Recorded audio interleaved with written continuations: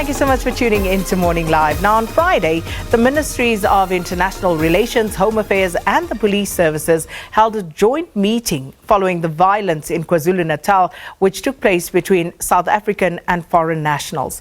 And this was the second leg of the meeting, which was preceded by a gathering that was held at the DIRCO headquarters in Pretoria, where Minister Lindiwe Sisulu, the Minister of International Relations, met with African ambassadors.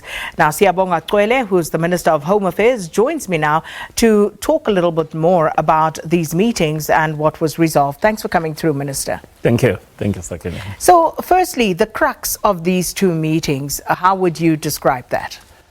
The crux really is to find a better way of cooperation, because part of our strategy, six-point strategy, is international cooperation. It was to engage the ambassadors and high commissioners on what is actually happening on the ground, because there are a lot of fake news. Give them raw information so that together we can find ways to better manage the situation of international migration into South Africa. It was also to clarify why we say it is not xenophobia, it was criminal elements who were pushing this attack on foreign nationals, and how we deal with them, how many are being arrested. It was also to raise the issue of employment, because sometimes it causes problems around the trucks, and say, let's work together. It also put the facts that while there are crimes against foreign nationals, there are also crimes by the foreign nationals. Like every South African, there are crimes against South Africans, there are crimes by South Africans, so that we give a complete picture so that we can work together. That's why we then eventually agreed to form a task team to work together with the ambassadors. We even went to extent of breaking down per country. What are the challenges faced by the nationals from that country, or what are the problems we are seeing from South African side caused by those foreign nationals? It was quite a useful meeting, because eventually we agreed to form a task team. We also agreed that they must interact more closely with us so that we can close those gaps and isolate the criminal elements so that we can allow those who are here normally to stay normally in a peaceful way. In South Africa, we are following, we don't have camps for foreign nationals. Even those who are refugees or asylum seekers, we always integrate them with our community based on our principles of Ubuntu, based on the values in our constitution and the international conventions which we have signed. Wouldn't it be fairer to say that the communities integrate themselves? Because to what extent is government really involved in that process? Yeah, like you're saying, like we're not practicing what is practiced in some of the countries, even in Africa. We don't have camps for refugees. We don't have camps for asylum seekers. We always, once they are registered with us, try and integrate them in our communities so that they can work together with our communities. That's why part of our strategy is community mobilization, so that we can educate communities. I agree, it's still not sufficient. It is government actually does that, Minister? Yeah, we do. How do you do that? It is led by social development. We work with local leaders and local communities, because foreign nationals, some of them also bring skills, some of them bring things which we don't have. We just have to isolate those bad elements who are doing criminal activities. So it is part of, for instance now, we say we need skills. That's why we're training more of our South Africans to deal with the skills we may not have. And some of them will come from foreign nationals, whether it's the teachers, whether it's that some of our students, we even send them abroad because we don't have the facilities to train them enough to deal with those things. So coming to the question of criminality, government seems very clear that this is not xenophobia. This is more of a criminal element that has taken root and is actually behind these attacks. So please explain to us, because you say you explained to the ambassadors, explain to us how you arrived at that conclusion. Yes, we are saying all these things, even if you take the Durban attacks, it was criminality of theft and retaliating with shooting, which is crime, and killing South Africans. And then there was this mobilization. But there are elements, particularly some of these new political formations, which are not assisting because they then exploit these things as if there's a sentiment against the foreign nationals, which then fuel the situation which we're Which political elements? What exactly are you talking about, Minister? There are many of them. You hear them every time on your television platform and your radio platforms, which go against the very grain of South African soul, which is Ubuntu, and the constitution which gives right to the foreign national to stay legally and peacefully in our country. So we are really calling upon those to assist the law enforcement agents by not fueling the situation when tensions arise.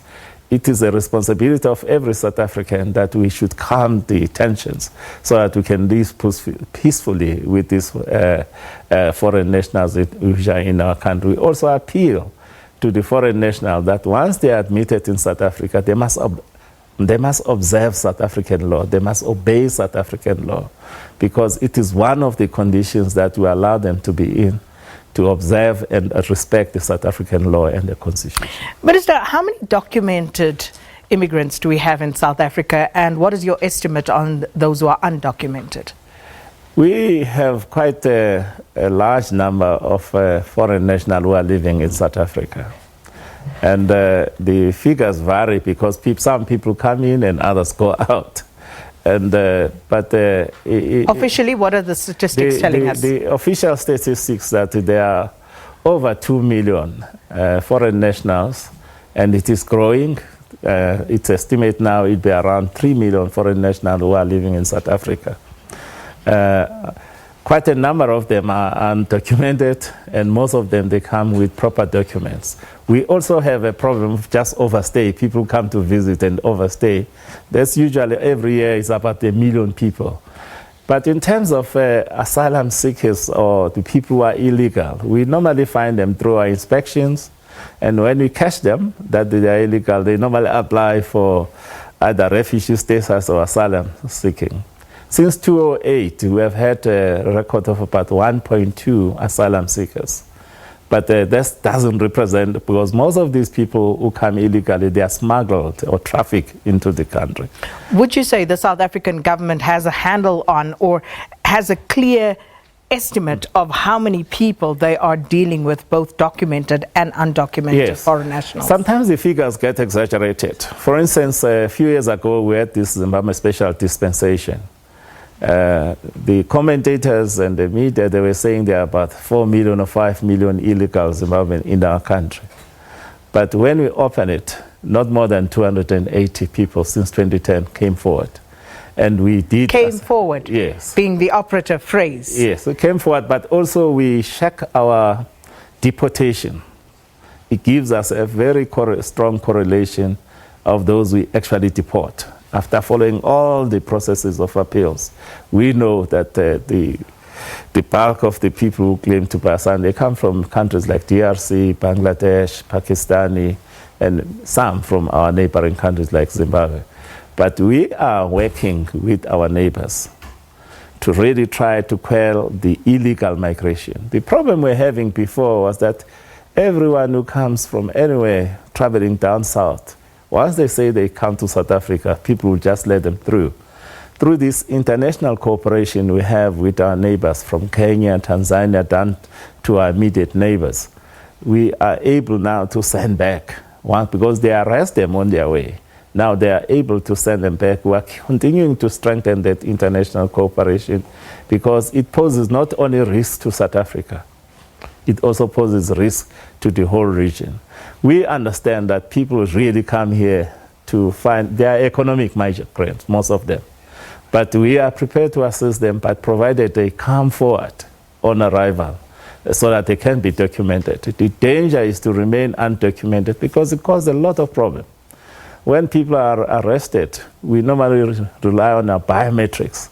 If somebody has burglared into your house, and if you are not documented, we won't have your biometrics. And that's why we have been increasing, for instance, the biometric system at our ports of entry.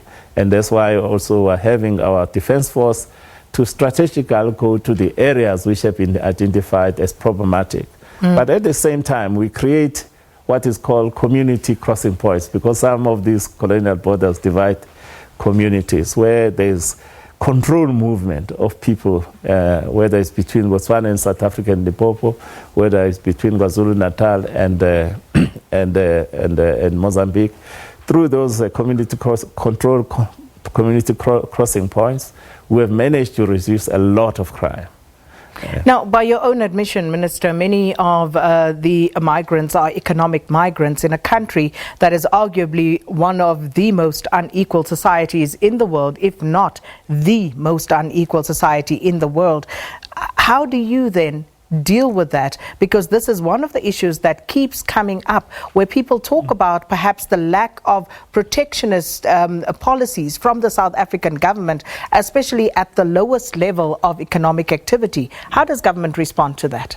Yeah, we do have, if you look at our international migration white paper, which is a policy of 2017, it tries to deal with that.